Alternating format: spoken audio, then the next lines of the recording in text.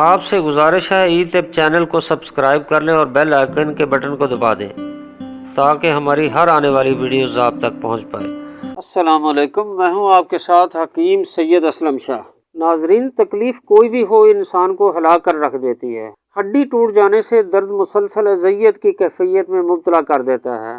اس کے علاوہ گہری چوٹ لگنے سے بھی شدید درد برداشت کرنا پڑتا ہے، کیونکہ گوشت پھٹ جانے سے سوجن اور خون جم جانے سے خون کا دورانیہ رک جاتا ہے۔ جی ناظرین، ہمارے جسم میں ہڈیوں کی کمزوری اور درد کی سب سے اہم وجوہات میں کیلشیم اور وٹامن ڈی کی کمی ہے۔ اس کمی کو دور کرنے سے ہڈیوں کی تکلیف میں کافی حد تک کمی ہو جاتی ہے، اور وٹامن ڈی کا سب سے اہم ذریعہ دھوپ ہے، چونکہ ایک بڑی تعداد گھروں اور دفاتروں کے اندر ہی کام کرتی ہے، جو کہ وٹامن ڈی کی کمی کا سبب ہے، کیونکہ سورج کی الٹرا وائلٹ ماحولیاتی آلودگی میں ہی جذب ہو جاتی ہے، یعنی ہمارے جسم تک نہیں پہنچ پاتی۔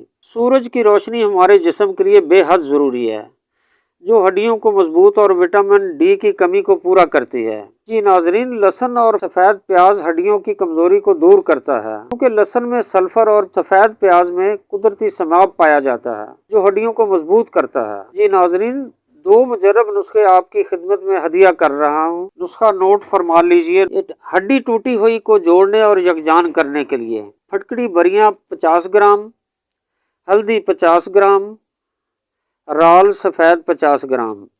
ان سب اشیاء کو اچھی طرح باریک پاؤڈر بنا لیں۔ ایک ماشا صبح و شام ہمراہ نیم گرم دودھ یا تازہ پانی سے بھی لے سکتے ہیں۔ چند روز کے استعمال سے ہی ہڈی کا جوڑ یکجان اور درد بھی ختم ہو جائے گا۔ جی ناظرین، نسخہ نمبر 2 نوٹ کر لیجئے۔ یہ گہری چوٹ لگنے سے گوشت کا پھٹنا، خون کا جم جانا اور سوجن کے لیے بے حد مفید ہے۔ امبا ہلدی، چوٹ سجی، پھٹکڑی سرخ اور نمک سفید، یہ ہم وزن ہوں، یعنی برابر وزن۔ سب اشیاء کو کوٹ چھان کر پاؤڈر بنا لیں۔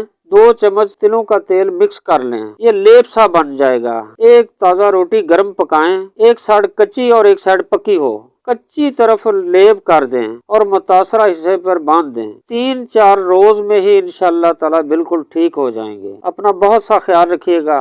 اجازت چاہتا ہوں، ہم سب کا اللہ نگہبان۔